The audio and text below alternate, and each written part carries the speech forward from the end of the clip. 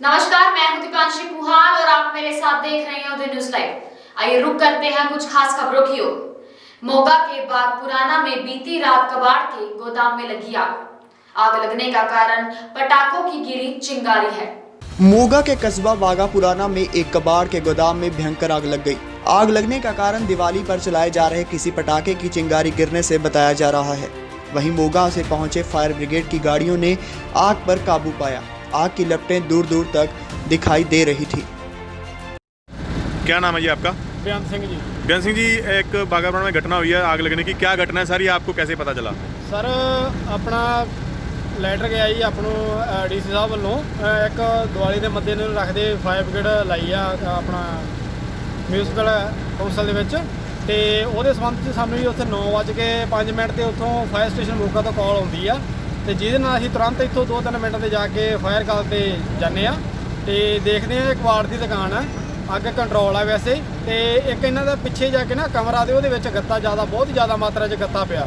ਉਹ ਅੱਗ ਹੁਣ ਉਸ ਨੂੰ ਲੱਗੀ ਹੋਈ ਆ ਜਿਹੜੀ ਕਿ ਥੱਲੇ ਬੜੀ ਹੋਈ ਆ। ਇਹ ਸਾਡਾ ਹੀ ਫਾਇਰ ਟੈਂਡਰ ਜਿਹੜੇ ਚੌਥਾ ਪੰਜਵਾਂ ਲੱਗ ਚੁੱਕਾ ਵਾ ਇਸ फायर काल पे। आग वैसे कंट्रोल आ, वैसे ही कोई गल नहीं। किस तरह की जगह है और आपको कितनी मुशक्कत का सामना करना पड़ा मतलब आग बुझाने के लिए?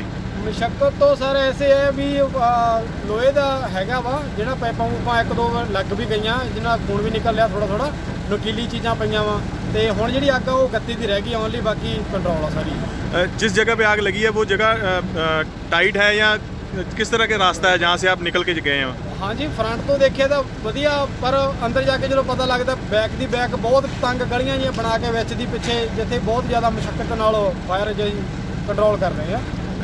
जब आप पहुंचे कितनी आग लगी हुई थी, किस तरह की आग थी वो? ਉਸ ਸਮੇਂ ਤਾਂ ਬਹੁਤ ਜ਼ਿਆਦਾ ਪਾਂਬੜੇ ਮੱਚ ਰਹੇ ਸੀ ਇੱਕ ਹਿਸਾਬ ਦੇ ਜੀ। ਉੱਪਰ ਚੜ੍ਹ ਕੇ ਭਜਾਈ, ਉੱਪਰੋਂ ਪੈਪ ਟੁੱਟ ਗਏ ਤੇ ਉਹਨਾਂ ਦੇ ਲੱਤਾਂ ਸਾਡੀਆਂ ਵਿੱਚ ਦੀ ਨਿਕਲ ਗਈਆਂ। ਪਲਾਸਟਿਕ ਦੇ ਪਾਈਪ ਸੀਗੇ ਸਾਈਡ ਤੇ ਤੇ ਉੱਪਰੋਂ ਅੱਗ ਕੰਟਰੋਲ ਕਰਨ ਤੋਂ ਬਾਅਦ ਫਿਰ ਥੱਲੇ ਅਸੀਂ ਅੱਗ ਕੰਟਰੋਲ ਕਰ ਰਹੇ ਹਾਂ ਜਿਹੜੀ ਗੱਦੇ ਨੂੰ ਲੱਗੀ ਹੋਈ ਹੈ। अभी आपको क्या लगता है और कितना समय लग सकता है अगर सारी मतलब आग को बुझाने के लिए? ਐਸੇ ਹੈ ਜੀ, ਹੁਣ ਗੱਤਾ ਪੱਟ ਰਹੇ ਆ, ਨਾਲ ਸਹਿਯੋਗ ਮਿੱਤਰ ਲੱਗੇ ਹੋਏ ਨੇ, ਸ਼ਹਿਰ ਨਿਵਾਸੀ ਲਾ ਲਓ ਜਾਂ ਜਿਹੜੇ ਹੈਗੇ ਓਨਰ ਲਾ ਲਓ, ਉਹਨਾਂ ਦੇ ਬੰਦੇ ਲੱਗੇ ਹੋਏ ਨੇ ਤੇ ਗੱਤਾ ਪੱਟ ਰਹੇ ਆ। ਗੱਤਾ ਪੱਟ ਕੇ ਸਾਰੀ ਕਲੀਅਰ ਕਰਕੇ ਫਿਰ ਇੱਕ ਜਾਂ ਦੋ ਫਾਇਰ ਟੈਂਡ ਹੋਰ ਲੱਗਣਗੇ। पटाखों की वजह से लगी होगी। तो आपको कैसे पता चला? मैं ऊपर अपने छत पे दिए जला रहा था, वहाँ मैंने देखा कि वहाँ यहाँ पे आग लगी है। फिर मैं तुरंत भैया को फ़ोन किया, शॉप वाले को, और तुरंत एम्बुलेंस को फ़ोन किया।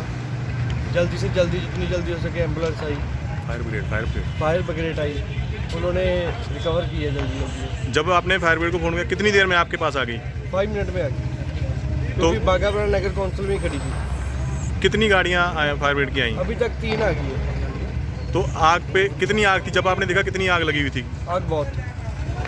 तो अब आग के क्या हालात हैं? अभी ठीक है, अभी रिकवर कर लिया। आई थिंक 20% और होगी, बस 80% रिकवर कर लिया। तो और किसी का आसपास कोई नुकसान हुआ है कुछ? नहीं, और किसी का नहीं। वजह क्या हो सकती है, मतलब शॉर्ट सर्किट होगा या पटाखों की वजह? पटाखों की वजह। मोगा में किसानों द्वारा मिसालें जलाकर मनाई दिवाली। किसानों ने कहा कि किसान सिर्फ आग लगाना ही नहीं जानते बल्कि पौधे लगा ग्रीन दिवाली मनाना भी जानते हैं। मोगा में किसानों द्वारा लगाया हुआ धरना आज यहां 45वें दिन में पहुंच गया है। वहीं किसानों का कहना है कि किसानों के साथ केंद्र सरकार के नुमाइंदों में जो मीटिंग थी, इस मीटिंग में हम अपना पक्ष रखने में 100% सफल रहे। 18 तारीख को किसान भवन चंडीगढ़ में किसान जथेबंदियां एक मीटिंग रखी है जिसमें किसानों द्वारा अगली रणनीति तैयार की जाएगी। अगर केंद्र सरकार की ओर से यह काले कानून रद्द नहीं किए गए तो 26 और 27 तारीख को दिल्ली में केंद्र सरकार को घेरा जाएगा और सरकार को काले कानून को वापस लेने के लिए मजबूर किया जाएगा। ਕੱਲ ਮੀਟਿੰਗ ਸਾਡੀ ਦਿੱਲੀ ਦੇ ਵਿੱਚ ਵਿਗਿਆਨ ਭਵਨ ਦਿੱਲੀ 'ਚ ਹੋਈ ਆ। ਉਹਦੇ ਵਿੱਚ ਸਰਕਾਰ ਵੱਲੋਂ ਸਾਨੂੰ ਇੱਕ ਲੈਟਰ ਆਇਆ ਸੀਗਾ। ਉਸ ਦੇ ਮੁਤਾਬਕ ਅਸੀਂ 30 ਕਿਸਾਨ ਜਥੇਬੰਦੀਆਂ ਦੇ ਆਗੂ ਜਿਹੜੇ ਨੇ ਉਹ ਅਸੀਂ ਜਿਸ ਤਰ੍ਹਾਂ ਸਾਡੇ ਵਿੱਚ ਰੇਲ ਮੰਤਰੀ, ਵਣਜ ਮੰਤਰੀ, ਖੇਤੀਬਾੜੀ ਮੰਤਰੀ ਉਹ ਸ਼ਾਮਲ ਸੀਗੇ। ਉਹਨਾਂ ਨਾਲ ਸਾਡੀ ਮੀਟਿੰਗ ਹੋਈ ਆ ਜਿਹਦੇ ਵਿੱਚ ਸਾਡੇ ਜਿਹੜੇ 3 ਬੁਲਾਰੇ ਸੀਗੇ ਚੁਣੇ ਹੋਏ 30 ਜਥੇਬੰਦੀਆਂ ਦੇ ਵਿੱਚੋਂ, ਉਹ ਇੱਕ ਆਪਣਾ ਰਾਜੇਵਾਲ ਜੀ, ਇਸੇ ਤਰ੍ਹਾਂ ਕੁਲਵੰਤ ਸਿੰਘ ਸੰਧੂ ਔਰ ਡਾਕਟਰ ਦਰਸ਼ਨਪਾਲ ਜੀ, ਜਿਨ੍ਹਾਂ ਨੇ ਪੰਜਾਬ ਦੇ ਖੇਤ ਤੇ ਖੇਤੀ ਨੂੰ ਬਚਾਉਣ ਵਾਸਤੇ ਬਹੁਤ ਵਧੀਆ ਉੱਥੇ ਜਿਹੜਾ ਰੋਲ ਪਲੇ ਕੀਤਾ ਹੈਗਾ। ਉਹ ਜਿਹੜੇ ਆਵਾਜ਼ ਸੀ ਪੰਜਾਬ ਦੀ ਉਹਨੂੰ ਬੜੇ ਤਰੀਕੇ ਦੇ ਨਾਲ ਰੱਖਿਆ ਗਿਆ, ਕਿਉਂਕਿ ਇਸ ਤਰੀਕੇ ਨਾਲ ਉੱਥੇ ਪੰਜਾਬ ਦੀ ਆਵਾਜ਼ ਉਠਾਈ ਗਈ ਆ।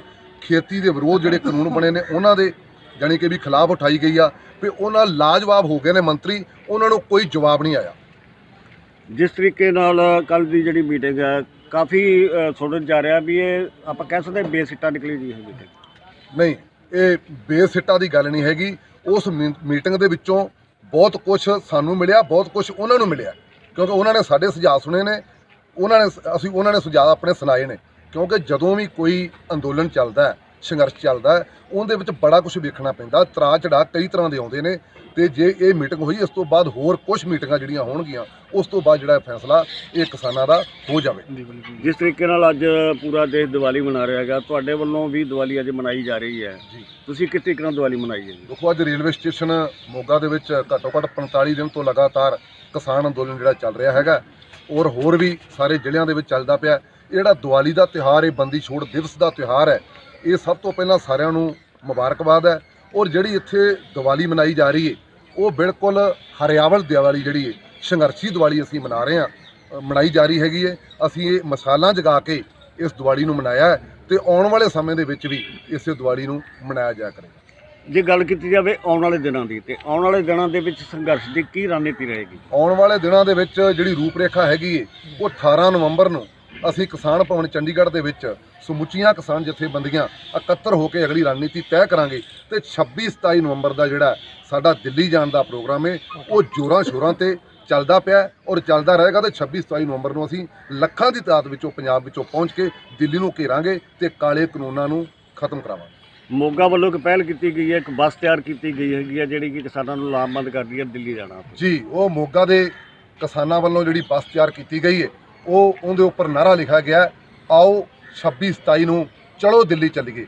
ਔਰ ਉਹਦੇ ਅਗਲੇ ਪਾਸੇ ਪੇਂਡੂ ਕਿਸਾਨ ਜਾਗਰੂਕਤਾ ਬੱਸ ਲਿਖਿਆ ਗਿਆ। ਹਰੇਕ ਪਿੰਡ ਵਿੱਚ ਜਾ ਕੇ ਕਿਸਾਨਾਂ ਨੂੰ ਜਾਗਰਤ ਕਰਕੇ ਜਿਹੜਾ ਆਉਣ ਵਾਲਾ 26-27 ਨਵੰਬਰ ਦਾ ਸਾਡਾ ਸੱਦਾ ਹੈ, ਉਹਨੂੰ ਕਬੂਲਦਿਆਂ ਹੋਇਆਂ ਅਸੀਂ ਲੱਖਾਂ ਦੀ ਤਾਦਾਦ ਵਿੱਚ ਦਿੱਲੀ ਇਹਨਾਂ ਬੱਸਾਂ ਦੇ ਉੱਪਰ ਔਰ ਟਰੱਕਾਂ ਤੇ, ਕਾਰਾਂ ਤੇ, ਜੀਪਾਂ ਤੇ, ਟਰੈਕਟਰ ਟਰਾਲੀਆਂ ਤੇ ਪਹੁੰਚ ਕੇ ਦਿੱਲੀ ਨੂੰ ਘੇਰਾਂਗੇ। ਬੇਸਿਕ ਜੀ ਲਗਾਤਾਰ ਅੱਜ 47ਵੇਂ ਦਿਨ ਜਿਹੜਾ ਹੈਗਾ ਤੁਹਾਡਾ ਪਹੁੰਚ ਚੁੱਕਿਆ ਹੈਗਾ, ਤੁਹਾਡੇ ਵੱਲੋਂ ਤੁਹਾਡਾ ਲਗਾਇਆ ਜਾ ਰਿਹਾ।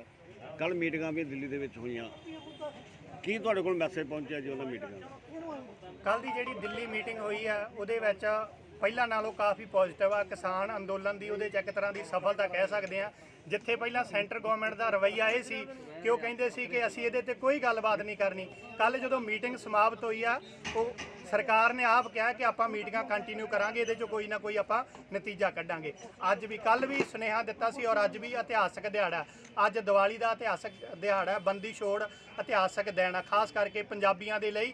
ਔਰ ਅਸੀਂ ਜਿਹੜਾ ਅੰਦੋਲਨ ਚੱਲ ਰਿਹਾ, ਅੱਜ 47ਵਾਂ ਦਿਨ ਆ, ਸੱਦਾ ਦੇ ਰਹੇ ਆ ਕਿ ਜਿਹੜਾ ਰੌਸ਼ਨੀਆਂ ਦਾ ਤਿਉਹਾਰ ਆ, ਲੋਕ ਦੀਪਮਾਲਾ ਕਰਦੇ ਆ, ਚਾਨਣ ਕਰਦੇ ਆ। ਸਾਡੇ ਪੰਜਾਬ ਦੇ ਵਿੱਚ ਤੇ ਖਾਸ ਕਰਕੇ ਦੇਸ਼ ਦੇ ਵਿੱਚ ਜਿਹੜੇ ਮੋਦੀ ਨੇ 3 ਖੇਤੀ ਵਿਰੋਧੀ ਕਾਲੇ ਕਾਨੂੰਨ ਲੈ ਕੇ ਆਂਦੇ ਆ, ਉਹ ਜਿੱਥੇ ਕਿਸਾਨੀ ਦੇ ਘਰਾਂ 'ਚ ਹਨੇਰਾ ਕਰਨਗੇ, ਉਹ ਸਮੁੱਚੇ ਅੰਨ ਖਾਣ ਵਾਲੇ ਜਿਹੜੇ ਲੋਕ ਉਹਨਾਂ ਦੇ ਘਰਾਂ 'ਚ ਹਨੇਰ ਛਾਉਣਗੇ। ਕਾਰਪੋਰੇਟ ਘਰਾਣੇ ਆ, ਸਿਰਫ ਉਹਨਾਂ ਦੇ ਘਰਾਂ ਦੇ ਵਿੱਚ ਜਗਮਗ ਹੋਏਗੀ। ਇਸ ਕਰਕੇ ਅਸੀਂ ਕਹਿੰਦੇ ਆ ਕਿ ਇੱਥੇ ਕੁੱਲ ਖਲਕਤ ਦੇ ਲਈ ਜਿਹੜੀ ਅੰਨ ਉਗਾਉਣ ਵਾਲੀ ਧਰਤੀ ਆ, ਪੰਜਾਬ ਆ, ਖਾਸ ਕਰਕੇ ਪੰਜਾਬ ਵੀ ਇਸ ਗੱਲ ਨੂੰ ਬਰਦਾਸ਼ਤ ਨਹੀਂ ਕਰਨਗੇ ਕਿ ਇੱਥੇ ਪੰਜਾਬ ਦੇ ਵਿੱਚ, ਦੇਸ਼ ਦੇ ਵਿੱਚ ਹਨੇਰਾ ਹੋਵੇ। ਅਸੀਂ ਦੀਵਾਲੀ ਤੇ ਸੱਦਾ ਦਿੱਤਾ ਸੀਗਾ ਕਿ ਦੀਵਾਲੀ ਰੌਸ਼ਨੀਆਂ ਦਾ ਤਿਉਹਾਰ ਆ, ਔਰ ਅਸੀਂ ਅੱਜ ਪੂਰੇ ਪੰਜਾਬ ਦੇ ਵਿੱਚ ਆ ਮੋਗੇ ਪੰਡਾਲ ਲੱਗਾ ਹੋਇਆ, ਇੱਥੇ ਮਸ਼ਾਲਾਂ ਬਲ ਰਹੀਆਂ, ਇੱਥੇ ਦੀਪਮਾਲਾ ਹੋ ਰਹੀ ਆ, ਜਿਹੜੀ ਸੰਕੇਤ ਦੇ ਰਹੀ ਆ ਕਿ ਇੱਥੇ ਹਨੇਰੇ ਦਾ ਕੋਈ ਕੰਮ ਨਹੀਂ। ਸਾਡੇ ਲੋਕ, ਉਹਨਾਂ ਦੇ ਘਰਾਂ ਦੇ ਵਿੱਚ ਰੌਸ਼ਨੀਆਂ ਆਉਣੀਆਂ ਚਾਹੀਦੀਆਂ। ਦੀਵਾਲੀ ਕੋਈ ਇੱਕ ਦਿਨ ਦਾ ਤਿਉਹਾਰ ਨਹੀਂ। ਅਸੀਂ ਚਾਹੁੰਦੇ ਆ ਸਾਡੇ ਲੋਕਾਂ ਦੀ, ਜਿਹੜੇ ਖਾਸ ਕਰਕੇ ਮਿਹਨਤ ਕਰਦੇ ਲੋਕ ਆ, ਉਹਨਾਂ ਦੇ ਲਈ ਰੋਜ਼ ਦੀਵਾਲੀ ਹੋਵੇ, ਉਹਨਾਂ ਦੇ ਘਰਾਂ 'ਚ ਰੌਸ਼ਨੀਆਂ ਆਉਣ। ਖੇਤੀਬਾੜੀ ਦੇ ਜਿਹੜੇ ਕਾਨੂੰਨ ਆ, ਜਿਹੜੇ ਉਹ ਹਨੇਰਾ ਕਰਨ ਜਾ ਰਹੇ ਆ।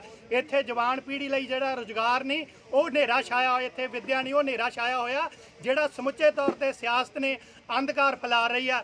ਅਸੀਂ ਅੱਜ ਪੂਰੀ ਦੀ ਪੂਰੀ ਦੀਪਮਾਲਾ ਕਰਕੇ, ਮਸ਼ਾਲਾਂ ਬਾਲ ਕੇ ਸੱਦਾ ਦੇ ਰਹੇ ਆ। ਸਾਡੀ ਇਹ ਦੀਵਾਲੀ ਅਸੀਂ ਇੱਦਾਂ ਮਨਾ ਰਹੇ ਹਾਂ। ਗੱਲ ਇਹ ਕਿ ਜਿਸ ਉਮੀਦ ਤੇ ਅਸੈਸਮੈਂਟ ਦੇ ਨਾਲ ਅਸੀਂ ਗਏ ਸੀ, ਠੀਕ ਉਹ ਅਸੈਸਮੈਂਟ ਸਾਡੀ 100% ਸਹੀ ਰਹੀ, ਕਿਉਂਕਿ ਸਾਨੂੰ ਪਤਾ ਸੀ ਕਿ ਸਾਡੀ ਪਹਿਲੀ ਮੀਟਿੰਗ ਮੰਤਰੀਆਂ ਦੇ ਨਾਲ ਹੈ।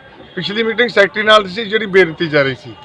ਇਹ ਕੱਲ ਜਿਹੜੀ ਮੰਤਰੀਆਂ ਦੇ ਨਾਲ ਮੀਟਿੰਗ ਹੋਈ ਹੈ, ਜਿਹਦੇ ਵਿੱਚ ਸਾਡੇ 3 ਸਪੀਕਰਾਂ ਨੇ ਸਾਡਾ ਪੱਖ ਜਿਹੜਾ 1 ਘੰਟਾ ਲਾ ਕੇ ਪੂਰਾ ਤੇ ਉਹਨਾਂ ਨੂੰ ਸਮਝਾਉਣ ਦੀ ਕੋਸ਼ਿਸ਼ ਕੀਤੀ ਹੈ।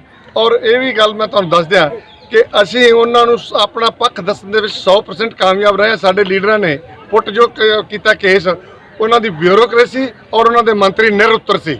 ਉਹਨਾਂ ਦਾ ਕੋਲ ਕੋਈ ਜਵਾਬ ਨਹੀਂ ਸੀ, ਕੋਈ ਤੋੜ ਨਹੀਂ ਸੀ ਸਾਡੀਆਂ ਗੱਲਾਂ ਦਾ। ਇਸ ਲਈ ਉਹਨਾਂ ਨੇ ਕਿਹਾ ਕਿ ਆਪਾਂ ਸਦਭਾਵਨਾ ਭਰਿਆ ਮਾਹੌਲ ਬਣਾਈ ਰੱਖੀਏ ਤੇ ਇਹਨੂੰ ਅੱਗੇ ਫਿਰ ਮੀਟਿੰਗ ਕਰਾਂਗੇ। ਜਿਸ ਤਰੀਕੇ ਨਾਲ ਰਾਜਨਾਥ ਸਿੰਘ ਦਾ ਮੀਟਿੰਗ 'ਚ ਨਹੀਂ ਪਹੁੰਚਣਾ ਕੀ ਸੰਕੇਤ ਦਿੰਦਾ ਹੈ? ਗੱਲ ਇਹ ਕਿ ਸਾਨੂੰ ਰਾਜਨਾਥ ਸਿੰਘ ਵਾਲੀ ਗੱਲ ਜਾਣ ਲਿਆ ਨਾ, ਪਹਿਲਾਂ ਉਹਨਾਂ ਨੇ ਸੁਨੇਹਾ ਇਹੀ ਦਿੱਤਾ ਸੀ ਕਿ ਸ਼ਾਇਦ ਉਹਨਾਂ ਦੇ ਘਰ ਮੀਟਿੰਗ ਹੋਵੇ, ਪਰ ਅਕਸਰ ਜਿਹੜੀ ਸਰਕਾਰ ਹੈ ਉਹਨਾਂ ਨੇ ਕਿਉਂ ਉਹਨਾਂ ਨੂੰ ਪਾਸੇ ਕੀਤਾ ਜਾਂ ਕਿਉਂ ਨਹੀਂ ਉਹਨਾਂ ਦੇ ਘਰ ਕੀਤੀ, ਇਹ ਤਾਂ ਸਰਕਾਰ ਹੀ ਜਾਣ ਸਕਦੀ ਹੈ। ਸਾਨੂੰ ਵਿਗਿਆਨ ਭਵਨ 'ਚ ਸੱਦਿਆ ਗਿਆ ਔਰ ਅਸੀਂ ਵਿਗਿਆਨ ਭਵਨ 'ਚ ਮੀਟਿੰਗ ਕਰਕੇ ਆਏ। ਆਉਣ ਵਾਲੇ ਦਿਨਾਂ 'ਚ ਹੋਰ ਵੀ ਮੀਟਿੰਗਾਂ ਕਰਨ ਦੀ ਸੰਭਾਵਨਾ ਜੀ? ਅਸੀਂ 18 ਤਰੀਕ ਨੂੰ ਚੰਡੀਗੜ੍ਹ ਦੇ ਵਿੱਚ ਆਪਣੇ ਕਿਸਾਨ ਜਥੇਬੰਦੀਆਂ ਦੀ ਮੀਟਿੰਗ ਕਰ ਰਹੇ ਹਾਂ, ਜਿਹਦੇ ਵਿੱਚ ਜਿਹੜੀ ਕੱਲ ਉੱਥੇ ਬ੍ਰੇਕ ਲੱਗੀ ਸੀ, ਜਿਸ ਗੱਲ ਤੇ ਅਸੀਂ ਕਹਿੰਦੇ ਸੀ ਤੁਸੀਂ ਮਾਲ ਗੱਡੀਆਂ ਚਲਾਓ ਔਰ ਉਹ ਕਹਿ ਰਹੇ ਸੀ ਕਿ ਅਸੀਂ ਨਾਲ ਯਾਤਰੀ ਗੱਡੀਆਂ ਚਲਾਉਣੀਆਂ, ਇਸ ਗੱਲ ਦਾ ਡਿਸਪਿਊਟ ਸੀ। ਅਸੀਂ ਕਿਹਾ ਵੀ ਅਸੀਂ ਯਾਤਰੀ ਗੱਡੀਆਂ ਤਦ ਤੱਕ ਨਹੀਂ ਚੱਲਣ ਦਿਆਂਗੇ ਜਦ ਤੱਕ ਤੁਸੀਂ ਇਹ ਤਿੰਨ ਕਾਨੂੰਨ ਜਿਹੜੇ ਰੱਦ ਨਹੀਂ ਕਰਦੇ। ਇਸ ਗੱਲ ਦੇ ਉੱਤੇ ਤੁਸੀਂ ਸਮਝੋ ਵੀ ਥੋੜਾ ਜਿਹਾ ਤਲਖੀ ਸੀ, ਇਸ ਕਰਕੇ ਉਹਨਾਂ ਨੇ ਇਸ ਗੱਲ ਨੂੰ ਪੈਂਡਿੰਗ ਰੱਖ ਕੇ ਤੇ ਮੀਟਿੰਗ ਜਿਹੜੀ ਹੈ ਅਗਾਂਹ ਕਰਨ ਦੀ ਕੋਸ਼ਿਸ਼ ਕਰਨੀ ਦੱਸੀ ਹੈ। ਅਸੀਂ ਉਸ ਤੋਂ ਪਹਿਲਾਂ 18 ਤਰੀਕ ਨੂੰ ਮੀਟਿੰਗ ਕਰਨੀ ਹੈ, ਜਿਸ ਦੇ ਵਿੱਚ 18 ਤਰੀਕ ਤੱਕ ਸਾਡੇ ਧਰਨੇ ਤੇ ਪ੍ਰਦਰਸ਼ਨ, ਸਾਡੀ ਐਕਟੀਵਿਟੀ ਜਿਹੜੀ ਹੈ ਜਿਉਂ ਦੀ ਤਿਉਂ ਰਹੇਗੀ। ਜਿਸ ਤਰੀਕੇ ਨਾਲ ਅੱਜ ਆਪਣਾ ਪੂਰਾ ਦੇਸ਼ ਜਿਹੜਾ ਹੈਗਾ ਦੀਵਾਲੀ ਦਾ ਤਿਉਹਾਰ, ਬੰਦੀ ਛੋੜ ਦਾ ਤਿਉਹਾਰ ਜਿਹੜਾ ਅੱਜ ਮਨਾ ਰਿਹਾ ਹੈਗਾ, ਤੁਸੀਂ ਧਰਨੇ ਤੇ ਬੈਠੇ ਹੋ, ਤੁਸੀਂ ਦੀਵਾਲੀ ਦਾ ਤਿਉਹਾਰ ਕਿਸ ਤਰੀਕੇ ਨਾਲ ਮਨਾਇਆ ਅੱਜ? ਅਸੀਂ ਕਿਸਾਨਾਂ ਵੱਲੋਂ ਪਹਿਲਾਂ ਤਾਂ ਕੁੱਲ ਪੰਜਾਬੀਆਂ ਨੂੰ, ਭਾਰਤੀਆਂ ਨੂੰ ਇਸ ਗੱਲ ਦੀ ਵਧਾਈ ਦੇਣਾ ਚਾਹੁੰਦੇ ਹਾਂ ਕਿ ਇਹ ਦੀਵਾਲੀ ਜਿਹੜੀ ਉਹਨਾਂ ਦੀਆਂ ਭਾਵਨਾਵਾਂ ਦੇ ਨਾਲ ਜੁੜੀ ਹੋਈ ਹੈ, ਪਵਿੱਤਰਤਾ ਦੇ ਨਾਲ ਜੁੜੀ ਹੋਈ ਹੈ, ਰੋਸ਼ਨੀਆਂ ਦਾ ਤਿਉਹਾਰ ਹੈ, ਸਭ ਨੂੰ ਮੁਬਾਰਕ। ਔਰ ਅਸੀਂ ਇਸ ਤਰ੍ਹਾਂ ਜਿਹੜਾ ਮਨਾਇਆ ਅੱਜ ਕਿ ਅਸੀਂ ਮਸ਼ਾਲਾਂ ਬਾਲ ਕੇ ਜਿਹੜਾ ਦੀਵਾਲੀ ਮਨਾਈ ਹੈ, ਉਹਦਾ ਸੰਕੇਤ ਹੈ ਕਿ ਸਾਡਾ ਅੰਦੋਲਨ ਜਿਹੜਾ ਸੰਘਰਸ਼ਮਈ ਹੈ, ਇਹ ਠੰਡਾ ਨਹੀਂ ਪੈਣ ਵਾਲਾ। ਔਰ ਇਸ ਦੇ ਨਾਲ ਸਾਡੇ ਕੋਲ ਬੂਟੇ ਸੀ ਹਰਿਆਵਲ ਦੇ, ਜਿਹੜਾ ਸਾਡੇ ਤੇ ਦੋਸ਼ ਲਾਇਆ ਜਾਂਦਾ ਹੈ ਕਿ ਕਿਸਾਨ ਪਰਾਲੀ ਬਾਲ ਕੇ ਵਾਤਾਵਰਨ ਪ੍ਰਦੂਸ਼ਿਤ ਕਰਦਾ ਹੈ। ਅਸੀਂ ਮੈਸੇਜ ਇਹ ਦੇਣਾ ਚਾਹੁੰਦੇ ਹਾਂ ਕਿ ਸਰਕਾਰਾਂ ਗ੍ਰੀਨ ਟ੍ਰਿਬਿਊਨਲ ਦੀਆਂ ਹਦਾਇਤਾਂ ਮੁਤਾਬਕ ਕਿਸਾਨਾਂ ਦੇ ਨਾਲ ਪੂਰੀਆਂ ਨਹੀਂ ਉਤਰੀਆਂ, ਤਾਂ ਕਿਸਾਨਾਂ ਨੇ ਜਿਸ ਕਿਤੇ ਪਰਾਲੀ ਨੂੰ ਅੱਗ ਲਾਈ ਤਦ ਲਾਈ, ਪਰ ਅਸੀਂ ਉਹ ਬੂਟੇ ਲਿਆ ਕੇ ਇਹ ਦੱਸਣਾ ਚਾਹੁੰਦੇ ਹਾਂ ਕਿ ਇਸ ਧਰਤੀ ਨੂੰ, ਇਹਦੀ ਸਲਾਮਤੀ ਵਾਸਤੇ ਹਰਿਆਵਲ ਦੀ ਆਕਸੀਜਨ ਦੀ ਲੋੜ ਹੈ। ਅਸੀਂ ਬੂਟਿਆਂ ਦੇ ਨਾਲ, ਹਰਿਆਂ ਦੇ ਨਾਲ ਦੀਵਾਲੀ ਮਨਾਈ। पटियाला के सरहिंदी गेट के पास पीआरटीसी के रिकॉर्ड रूम में लगी आग। मौके पर फायर ब्रिगेड की 2 गाड़ियों ने आग पर काबू पा लिया। पटियाला के सरहिंदी गेट के पास पीआरटीसी के रिकॉर्ड रूम में आग लग गई। इस रिकॉर्ड रूम में 20 साल का रिकॉर्ड रखा गया हुआ था। वहीं आग लगने का भी पता नहीं चल पाया है।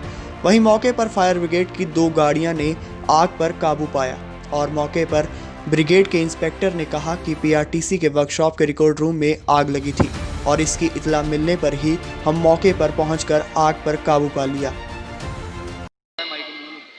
ਸਰ ਕੀ ਨਾਮ ਹੈ ਜੀ? ਮਦਨ ਕੁਮਾਰ ਜਲੋਟਾ ਜੀ, ਸਰਕਾਰ ਅਫਸਰ ਪਟਿਆਲਾ। ਸਰ ਇਹ ਕਿਹੜੀ ਜਗ੍ਹਾ ਜਿੱਥੇ ਅੱਗ ਲੱਗੀ ਹੋਈ? ਇਹ ਜਿਸ ਪੀਆਰਟੀ ਦਾ ਡਿਸਟਰੀ ਹੈ ਸਰਹੰਦੀ ਦੇ ਕੋਲ। ਜਦ ਸਾਨੂੰ ਸੂਚਨਾ ਮਿਲੀ ਵੀ ਉੱਥੇ ਅੱਗ ਲੱਗੀ ਹੈ, ਇਹਦੀ ਸੂਚਨਾ ਅਸੀਂ ਸਾਡੀ ਫਾਇਰ ਬ੍ਰਿਗੇਡ ਦੀ ਗੱਡੀ 2 ਦਿਨਾਂ ਤੋਂ ਉੱਥੇ ਖੜੀ ਹੈ ਬੱਸ ਸਟੈਂਡ ਤੇ। ਅਸੀਂ ਉਹਨੂੰ ਸੂਚਨਾ ਦਿੱਤਾ, ਮੌਕੇ ਤੇ ਪਹੁੰਚੇ। ਜਦ ਦੇਖਿਆ ਜਿਹਨੇ ਸਟੋਰ ਆਏ ਤੇ ਜਿਹੜਾ ਸਟੋਰ ਦਾ ਕਾਰ ਕੇ ਜਿੱਥੇ ਦਾ ਰਿਕਾਰਡ ਦੇ ਉਹਨੂੰ ਅੱਗ ਲੱਗੀ ਸੀ, ਧੂਆਂ ਬਹੁਤ ਜ਼ਿਆਦਾ ਸੀ ਤੇ ਸਟੋਰ ਦੇ ਪਿਛਲੇ ਪਾਸੇ ਜਾ ਕੇ ਉੱਥੇ ਅੱਗ ਤੇ ਜਾ ਕੇ ਕੰਟਰੋਲ ਕੀਤਾ। ਅੱਗ ਲੱਗਣ ਦੇ ਕਾਰਨ ਦਾ ਕੁਝ ਨਹੀਂ ਪਤਾ ਲੱਗਿਆ। ਜਦੋਂ ਅਸੀਂ ਆਏ ਧੂਆਂ ਬਹੁਤ ਜ਼ਿਆਦਾ ਸੀ ਅੰਦਰ। ਅੱਗ ਤੇ ਕਾਬੂ ਪਾ ਲਿਆ ਜੀ? ਅੱਗ ਤੇ ਕਾਬੂ ਪਾ ਲਿਆ, ਕੰਟਰੋਲ ਹੈ। ਕਿੰਨੀ ਫਾਇਰ ਬ੍ਰਿਗੇਡ ਦੀ ਗੱਡੀਆਂ ਲੱਗ ਚੁੱਕੀਆਂ ਜੀ? ਅਸੀਂ 2 ਗੱਡੀਆਂ ਲੈ ਆਏ, ਇੱਕ ਪਹਿਲਾਂ ਬੱਸ ਸਟੈਂਡ ਵਾਲੀ ਆ ਗਈ, ਦੂਜੀ ਅਸੀਂ ਸਟੇਸ਼ਨ ਤੇ ਲੈ ਕੇ। ਕਿੰਨੀ ਕੁ ਦੇਰ ਅੱਗ ਲੱਗੀ ਰਹੀ ਸਰ, ਜਿਹੜਾ ਆਪਾਂ ਨੂੰ ਕਾਲ ਆਈ ਹੈ? ਸਾਨੂੰ ਘੰਟੇ ਤੋਂ ਪਹਿਲਾਂ ਕਾਲ ਆਈ ਸੀ। ਮਤਲਬ 1 ਘੰਟੇ ਤੱਕ ਅੱਗ ਲੱਗੀ? ਹਾਂ, ਵੀ ਧੂਆਂ ਵੀ ਥੋੜਾ ਖੁੱਲ੍ਹ ਗਈ ਸੀ, ਕਾਗਜ਼ ਨੂੰ ਅੱਗ ਸੀ ਜਿਹੜਾ ਰਿਕਾਰਡ ਪਿਆ ਸਟੇਜ 'ਚ।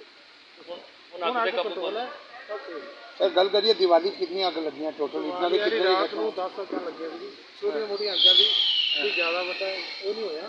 ਛੋਟੀਆਂ ਅੱਗਾਂ ਦੀ ਜਿਵੇਂ ਸਟੋਰ ਹੋ ਗਏ ਜਾਂ ਪਲਾਟ ਖਾਲੀ ਹੈ, ਘਾਹ ਫੂਸ ਦੀ ਅੱਗ ਜਾਂ ਆ ਰਹੀ ਹੈ ਸਮਾਜ ਵਿੱਚ ਦੁਕਾਨ ਦੇ ਬਾਹਰ ਜਿਹੜਾ ਗੱਤਾ ਵਗੈਰਾ ਪਿਆ ਸੀ ਉਹਨੂੰ ਲੱਗੀ ਸੀ, ਉਹ ਸਾਰੀਆਂ ਕੰਟਰੋਲ ਹੈ, ਕੋਈ ਇਹਦਾ ਨੁਕਸਾਨ ਨਹੀਂ ਹੋਇਆ, ਜਾਨੀ ਨੁਕਸਾਨ ਨਹੀਂ। सर गल करिए पीआरटीसी का नुकसान कुछ पता लगा कितना का नुकसान? मतलब रिकॉर्ड रूम 'ਚ ਹੀ ਲੱਗੀ? रिकॉर्ड रूम 'ਚ ਸੀ। ਠੀਕ ਹੈ ਜੀ। ਨਾਮ ਹੈ ਸਰ ਕਿਹੜੀ ਜਗ੍ਹਾ ਜਿੱਥੇ ਅੱਗ ਲੱਗੀ? ਪੀਆਰਟੀਸੀ ਬੱਚਾ ਦਾ ਪਟਿਆਲਾ ਡਿਪੂ ਦੀ। ਜੀ ਕਿਹੜੇ ਰੂਮ 'ਚ ਅੱਗ ਲੱਗੀ ਸਰ? ਸਾਡਾ ਸਟੋਰ ਸੀਗਾ ਜਿੱਥੇ ਰਾਤ ਰੂਮ ਸੀਗਾ ਜਾਂ ਪੁਰਾਣਾ ਸਟੋਰ ਪਿਆ ਸੀਗਾ। ਸਵੇਰੇ ਸ਼ਾਮ ਨੂੰ 4:30 ਵਜੇ ਪੌਣੇ 5 ਵਜੇ ਸਾਨੂੰ ਧੂਆਂ ਜਿਹਾ ਨਿਕਲਿਆ ਤੇ ਉਹਨੂੰ ਪਤਾ ਲੱਗਿਆ ਵੀ ਕੋਈ ਕਿਲੋ ਦੀ ਸਪਾਰਕ ਹੋ ਰਹੀ ਹੈ। ਉਹ ਲੱਗ ਕਿਉਂਕਿ ਪੁਰਾਣਾ ਰਿਕਾਰਡ ਸੀਗਾ, ਉਹਦੇ ਵਿੱਚ ਅੱਗ ਛੇਤੀ ਪਰ ਗਿਆ ਸੀ, ਸਾਨੂੰ ਅੰਦਰ ਜੋੜੀ ਸੀ। ਉਹਨਾਂ ਨੇ ਆ ਕੇ ਮਿਹਨਤ ਨਾਲ ਫਾਇਰ ਬ੍ਰਿਗੇਡ ਉਹਨਾਂ ਨੇ ਵਿਚਾਰੇ ਬਹੁਤ ਮਿਹਨਤ ਕਰਕੇ ਕਿੰਨਾ ਕੁ ਨੁਕਸਾਨ ਹੋਇਆ ਸਰ? ਨੁਕਸਾਨ ਤਾਂ ਸਵੇਰੇ ਪਤਾ ਲੱਗੀ ਮੇਰਾ ਜੀ। ਰਿਕਾਰਡ ਪੁਰਾਣਾ ਰਿਕਾਰਡ ਸੀ, ਅੱਗ ਲੱਗਣ ਦੇ ਕਾਰਨ ਦਾ ਪਤਾ ਲੱਗਿਆ। ਦਵਾਈ ਦੀ ਸੋਚ ਉਹ ਦੇਖੋ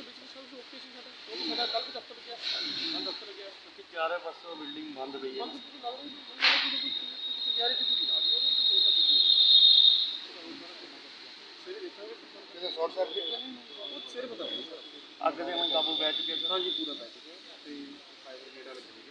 टाइम से आगे ਸਰ ਕਿੰਨੇ ਕੁ ਸਾਲਾਂ ਦਾ ਰਿਕਾਰਡ ਪੁਰਾਣਾ ਪਈ ਇਹ 'ਚ ताजा और नई खबरों के लिए देखते रहिए उदय न्यूज लाइव। नमस्कार।